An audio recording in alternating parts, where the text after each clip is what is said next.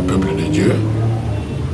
Que le Seigneur vous bénisse. Nous croyons que si aujourd'hui nous sommes encore là avec vous, parce que nous voulons un peu partager un thème qui est aussi important. Vous savez que la parole est notre nourriture. C'est ce que le Seigneur avait dit. Chaque fois qu'on va se retrouver, que nous puissions quand même partager le pain et le vin. C'est la Sainte Seine qui a été instituée. Et nous croyons aussi que le pain c'est la parole et le vin c'est l'esprit. Voilà pourquoi chaque fois on peut se contacter. Il faut qu'il y ait quand même ce partage là aussi pour que ça puisse nous aider en tant qu'enfants de Dieu, parce que nous avons toujours besoin de la parole. Alors notre venue cet après-midi, c'est que nous voulons partager une chose dans nos séries, parce que nous aurons beaucoup de séries sur le partage. Ce que nous voulons dire aujourd'hui sera aussi vraiment important. Nous voulons parler sur le mariage d'Isaac. C'est notre thème, le mariage d'Isaac. Vous devez comprendre qui est Isaac, pourquoi nous sommes attelés à partager ce message-là, parce que nous croyons dans ce message. Il y a plusieurs vérités, il y a plusieurs révélations, il y a plusieurs secrets que Dieu a cachés, car pareil d'Isaac c'était dans l'ombre, pareil d'Isaac c'est aussi la prophétie, c'est la révélation. Voilà pourquoi nous avons pensé que cet après-midi nous puissions un peu partager ce grand mariage-là. Alors, pour commencer, nous voulons prendre notre livre, la Bible dans le livre de Genèse, pour chercher un peu à comprendre qu'est-ce qui s'est passé. Ce sont des longues lectures, mais je vais entrecouper mes lectures pour essayer un peu que nous comprenions la pensée. Genèse chapitre 24, je commence d'abord par le verset 1, la Bible dit « Abraham était vieux, avancé en âge, et l'Éternel avait béni Abraham en toutes choses. Abraham dit à son serviteur, le plus ancien de sa maison, l'intendant de tous ses biens, mais je te prie, mets ta main sous ma cuisse, et je te ferai jurer par l'Éternel, le Dieu du ciel et le Dieu de la terre, de ne pas prendre pour mon fils une femme parmi les filles des Cananéens, au milieu desquelles j'habite, mais d'aller dans mon pays et dans ma patrie, prendre une femme pour mon fils Isaac. On peut peut-être d'abord s'arrêter là pour chercher à comprendre un peu quelle était la pensée de Dieu. Nous savons que la Bible nous dit qu'Abraham était avancé en âge. Abraham a attendu un enfant, selon la promesse de Dieu, mais cet enfant n'est jamais venu, parce que le Seigneur lui avait dit, si nous prenons dans sa vocation qu'il devrait sortir de Ur en Chaldée, qu'il parte dans un autre pays, c'est là qu'il devrait lui bénir. Abraham c'était déjà un homme béni. En sortant d'Ur en Chaldée, il avait déjà tout.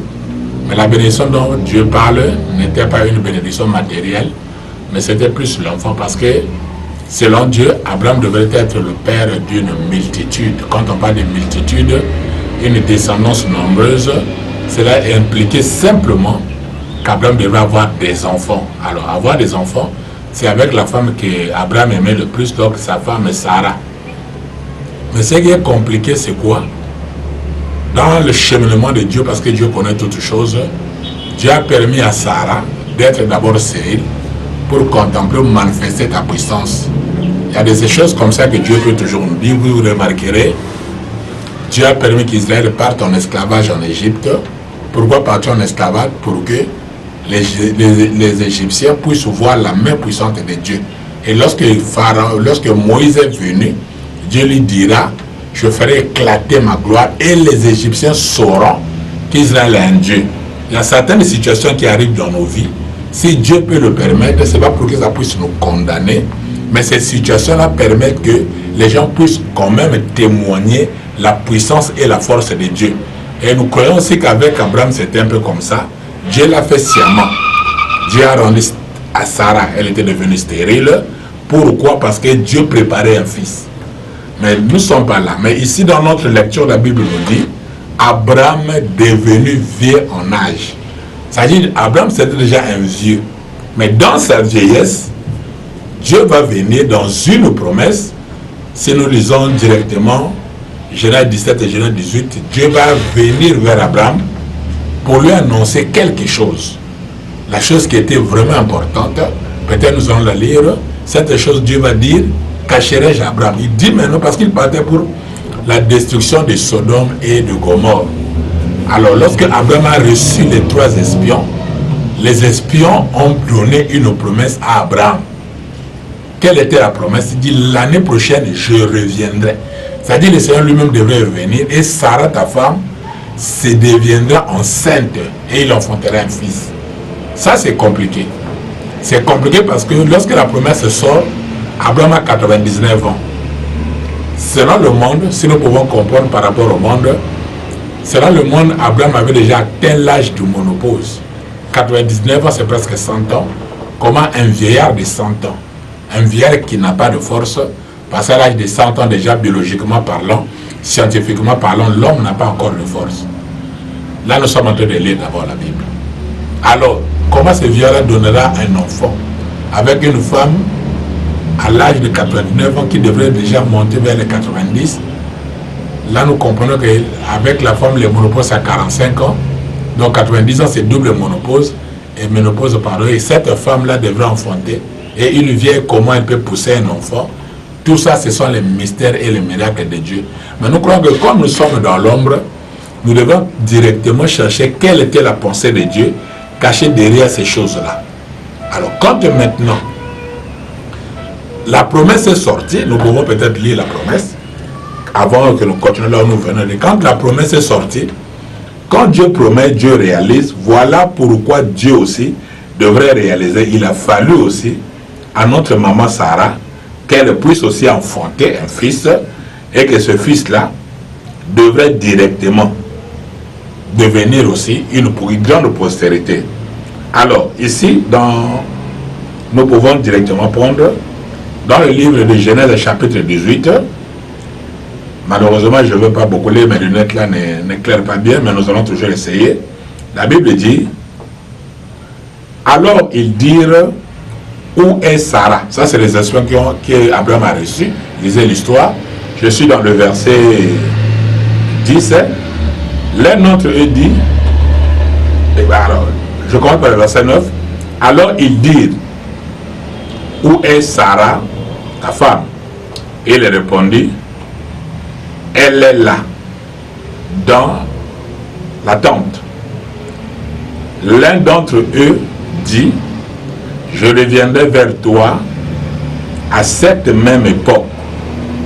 Et voici Sarah, ta femme, aura un fils. Sarah écoutait à l'entrée de la tente qui était derrière lui.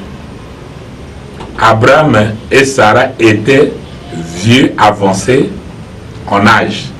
Et Sarah ne pouvait plus espérer avoir des enfants. Sarah ne pouvait plus espérer avoir des enfants. C'est là aussi le plus grand problème. Alors, qu'est-ce qui va se passer comme elle n'espérait pas avoir des enfants?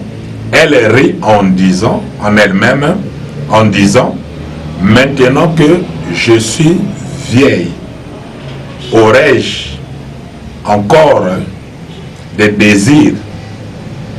Mon Seigneur est aussi vieux. Donc ici, si nous pouvons chercher à comprendre l'histoire, lorsque les anges sont venus vers Abraham, parce qu'ils partaient pour aller détruire Sodome et Gomorrhe, dans le passage, comme Dieu sait faire les choses, Dieu est passé par le chemin d'Abraham parce qu'il y avait une promesse qui devrait s'accomplir dans la vie d'Abraham. Et cette promesse, c'était l'enfant qu'Abraham devrait recevoir. Alors Abraham était un homme bien, parce que la Bible dit exercer l'hospitalité, Oui, parce que dans l'hospitalité, nous pouvons aussi recevoir les anges sans les savoir. Ces jours-là, les gens sont venus vers Abraham parce qu'ils avaient un message. Ils avaient quelque chose qu'ils devraient donner à Abraham, mais le problème, c'était la position d'Abraham. Et cette grande position d'Abraham, Abraham a reçu ces anges-là. Deux fois dans la vie aussi, nous devons avoir la vision pour savoir, peut-être Dieu peut passer, mais comment Dieu passerait? Parce que Dieu n'est pas un homme. Il peut peut-être utiliser aussi une forme d'homme, il peut utiliser une personne directement pour venir vers vous. Peut-être qu'il avait un message. Il y a des choses comme ça, quand vous loupez les occasions, vous manquez aussi la visitation divine. Donc c'était le moment où Dieu devrait visiter Abraham. Mais pour que Dieu puisse visiter Abraham, Dieu a choisi un moyen. Mais le problème, c'était qu'Abraham devait être sûr. Il devait être vigilant pour comprendre que non, ces gens qui sont venus, ce sont des seigneurs. Abraham les a reçus. En les recevant, voilà pourquoi lorsqu'ils étaient en train de parler, lorsqu'ils étaient en train de causer, qu'est-ce que la Bible dit? La promesse est sortie. Alors l'ange va dire à Abraham, où est Sarah ta femme? Abraham dit, elle est dans la tente. L'ange lui dit, l'année prochaine. Je veux bien que nous prenions ça parce que lorsque nous allons commencer à prêcher, on va comprendre. L'année prochaine, je reviendrai. Et Sarah, ta femme, sera enceinte et il enfantera un fils. C'est-à-dire, la promesse est sortie une année avant l'accouchement de Sarah. Que Sarah devrait avoir un fils. Et le fils là, c'était l'héritier ou le fils de la promesse. C'est comme ça que la chose est partie. Si nous poussons encore nos réflexions, nous remarquerons aussi que Sarah va enfanter un fils qui lui donnera le nom d'Isaac. Et le fils qu'on a donné, mais Isaac venant comme fils, le plus grand problème c'était quoi? Le jour où Dieu donne la promesse, le jour où Dieu donne la révélation sur la naissance d'Isaac, la Bible nous dit que Sarah qui était derrière la porte, en train d'écouter la conversation du Seigneur lui-même avec Abraham, Sarah va rire. Elle va dire, maintenant que je suis vieille, parce qu'elle n'avait plus d'espérance, elle n'avait plus d'espoir. Pourquoi? Elle était déjà devenue vieille en âge. Remarquons bien, elle avait 89 ans et cet accouchement devait se faire, nous croyons, à l'âge peut-être de 90 ou 91 ans, parce qu'elle devrait enfanter, comme la Bible dit, l'année prochaine. Année prochaine, c'est 89 plus 1, ça fait 90. C'est là où Sarah devrait avoir un fils. Et si nous croyons que nous devons être sérieux avec les Écritures, que Dieu soit glorifié, parce que les Écritures disent ce qu'il veut dire. Alors, dans ce cadre-là, Sarah a eu maintenant l'enfant parce que la promesse est passée. Isaac est venu, Isaac a grandi. Maintenant, Isaac devenait grand. Comme tout bon père, il devrait chercher à Isaac une femme.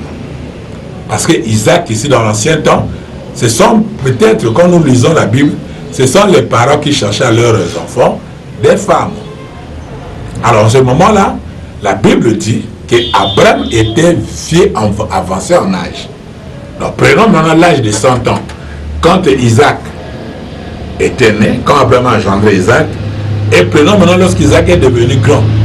Nous ne savons pas c'était à quel âge, 18 ans, 20 ans, 22 ans, 24 ans, mais nous comprenons que de plus 100, il y a eu quand même un âge qui a été ajouté, peut-être 24 ans, c'était 25 ans. La Bible n'a pas précisé l'âge d'Isaac, mais c'est que la Bible dit, lorsque Abraham grandissait, il avait maintenant le temps d'avoir une femme. Et c'est Abraham qui était vieux.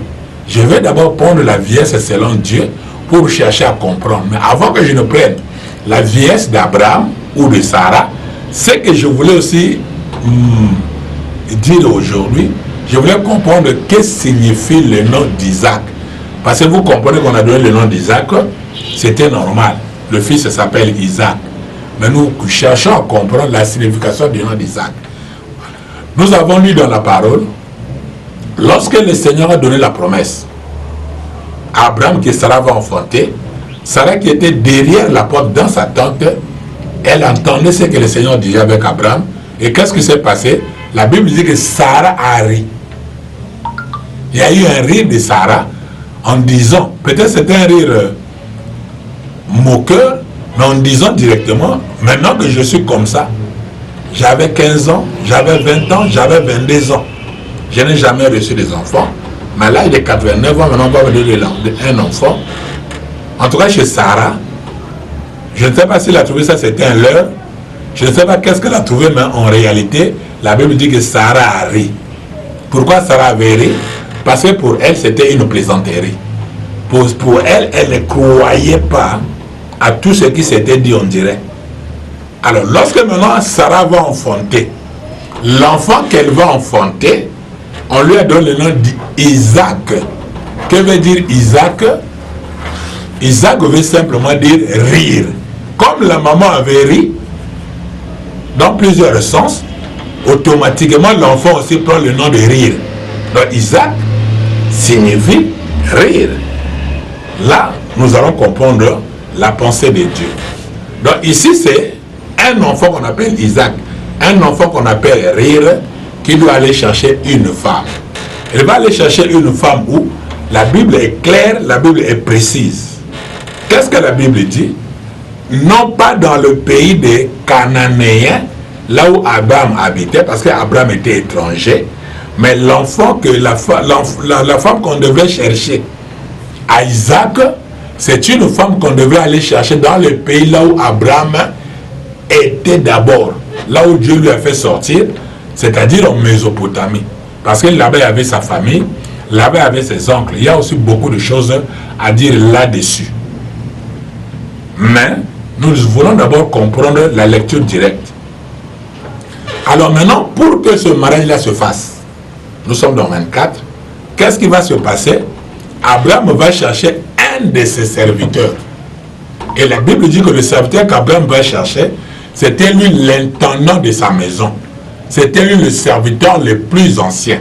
Parce que sur ce serviteur-là aujourd'hui, il y a beaucoup de polémiques. Nous arriverons peut-être un jour. Mais le serviteur dont on nous parle ici, si nous prenons le contexte là où nous sommes, c'est un serviteur qui est anonyme. C'est un serviteur qui est anonyme. Peut-être on reviendra sur plusieurs débats. Alors, le serviteur, quand il est venu, Abraham lui demanderait d'aller d'abord chercher à son fils une femme dans son pays. C'est-à-dire c'était un retour que le serviteur le plus ancien devrait partir. Pas n'importe où, dans sa patrie. Pas n'importe quelle patrie, là, dans sa famille. C'est-à-dire le serviteur avait la mission d'aller chercher une femme à Isaac, où? Dans le pays d'Abraham. Ça, c'est encore un autre problème. Mais pour que le serviteur puisse partir, automatiquement, nous devrons comprendre, la Bible dit que le serviteur devrait jurer sur la cuisse d'Abraham. Jurer sur la cuisse d'Abraham. Pourquoi jurer sur la cuisse d'Abraham?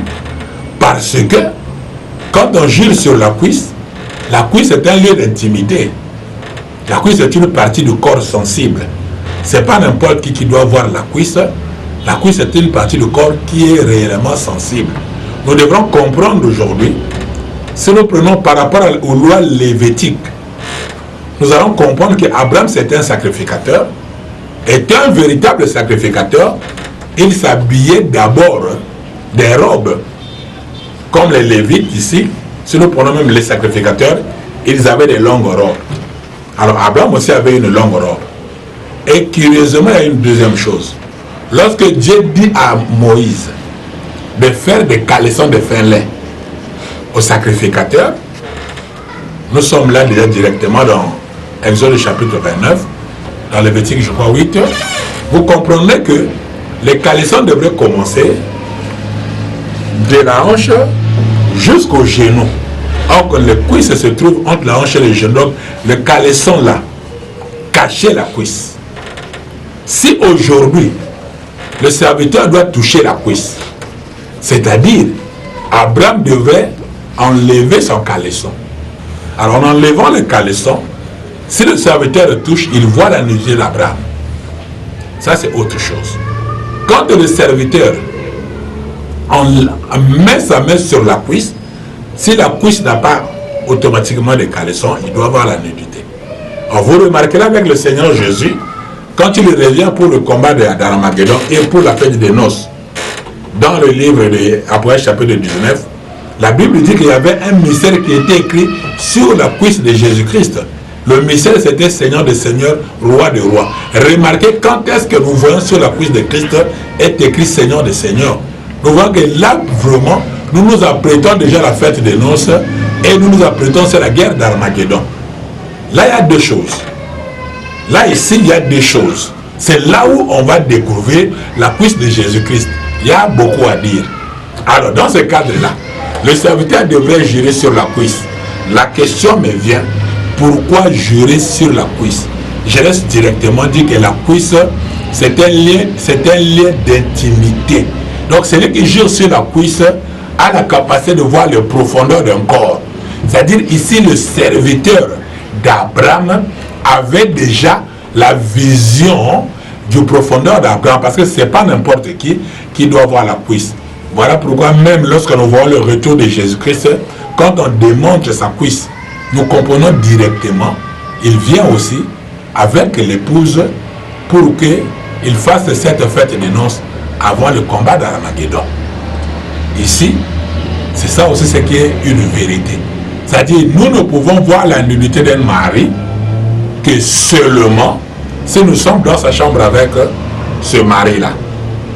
Voilà pourquoi, même ceux qui disent, et c'est la vérité, le jour où le Seigneur Jésus, là aussi il y a des polémiques, était mis sur la croix, les uns disent qu'il était quasiment nu, les autres disent qu'il avait un petit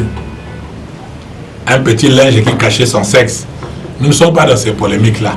Mais nous voulons simplement dire, la croix ici était une bénédiction pour les uns et était une malédiction pour les autres. Ici, nous devrons comprendre, parce que la nudité d'un homme, comme Moïse le dit, qu'une personne ne peut pas voir la nudité d'une autre personne. Une femme ne peut pas voir la nudité d'un autre homme. C'est une malédiction. Donc, sur ce jour-là, sur la croix, nous, la femme, nous étions bénis, parce qu'une femme qui voit la nudité de son mari, c'est une bénédiction. Mais par contre, une femme qui voit la nudité du mari d'une autre personne, c'est une malédiction. Voilà pourquoi ce jour-là, sur la croix, nous étions bénis, parce que nous sommes l'épouse, bien que nous ne sommes pas comme nous étions des Français sur la croix, mais les femmes qui n'ont pas été l'épouse ici, c'était une malédiction pour eux. Et si nous voulons jurer, donc ici la femme, le serviteur doit jurer. C'est un serment. C'est un serment que le serviteur devrait faire pour dire que j'irai chercher une bonne femme pour mon Seigneur Isaac. Voilà pourquoi il devrait se déplacer. Waouh! Là, c'est la vérité. J'irai chercher une bonne femme pour mon Seigneur.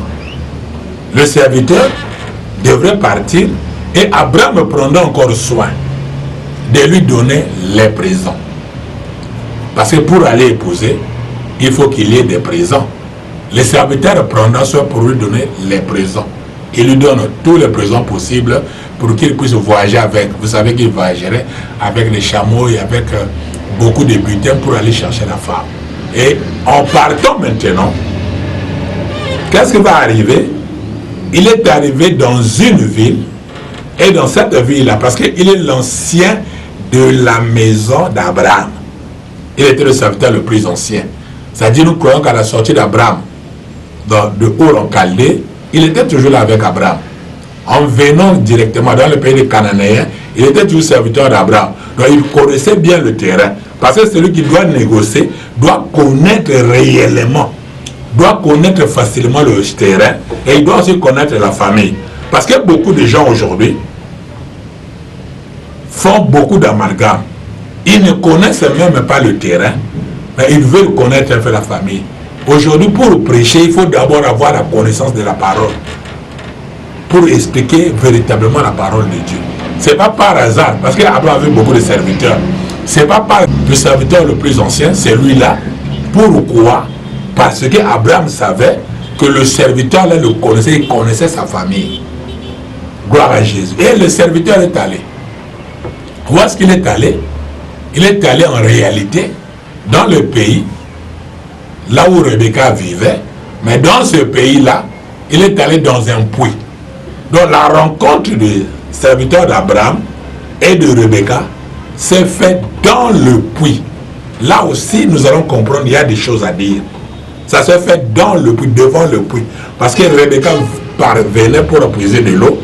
Lui s'était levé dans le puits pour chercher une femme. Mais la femme qu'il devait chercher, il voulait un signe. Il dit que la femme dans laquelle je demanderai de l'eau, qui me donnera de l'eau et qui fera boire aussi à mes brebis, c'est la femme que tu as choisie. Donc automatiquement nous croyons et nous voyons que Rebecca, c'était une femme servante. Voilà pourquoi la Bible dit qu'elle était bergère. Une véritable femme, une bonne femme doit d'abord être bergère. Nous reviendrons. Voilà pourquoi, quand ils sont rencontrés dans le puits, automatiquement la prière du serviteur d'Abraham s'était accomplie.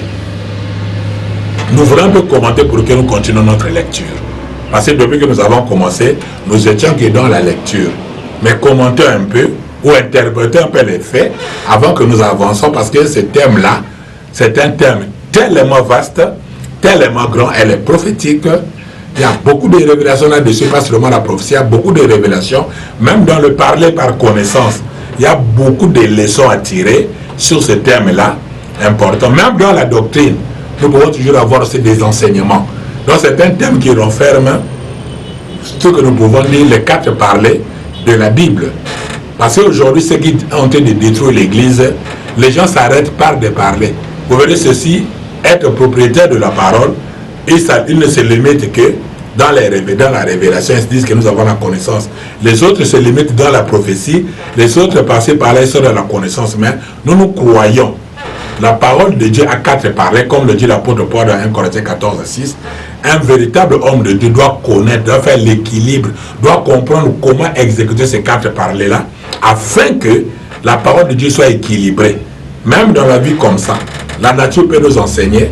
Si dans une maison, nous ne mangeons peut-être que, si nous ne mangeons que les haricots, les enfants n'auront pas une bonne croissance.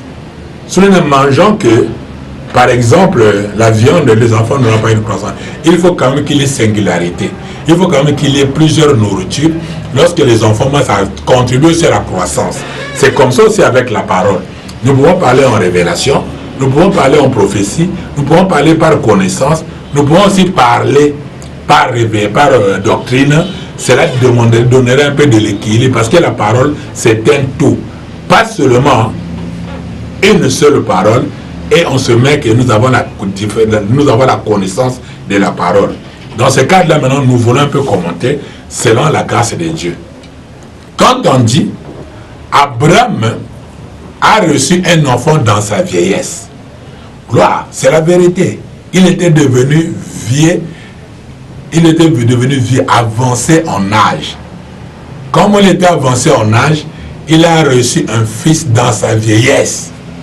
Que peut représenter Abraham ici? Abraham, c'est lui le père de toute l'humanité, de toutes les nations, le père de multitudes.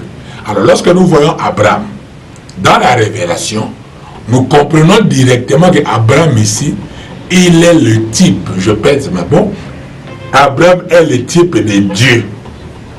Car c'est Dieu qui est le père de tout humain. Abraham ici est le fils de Dieu. Que dit la vieillesse d'Abraham? La vieillesse d'Abraham ici, si nous parlons ici d'Abraham comme Dieu, nous devrons comprendre maintenant. Il a acquis Isaac dans sa vieillesse. Alors, que veut dire la vieillesse de Dieu? C'est ce que Hébreu nous dit, parce que Hébreu est sincère dans ces choses-là. Je reviens avec Isaac. Hébreu est sincère. Que dit Hébreu? Si nous prenons Hébreu chapitre 1, le verset 1, c'est là où nous allons comprendre quelle est d'abord la pensée de Dieu avant que je puisse continuer. Dans le livre des Hébreux, gloire à Jésus, la Bible est claire au commencement. La Bible dit ceci.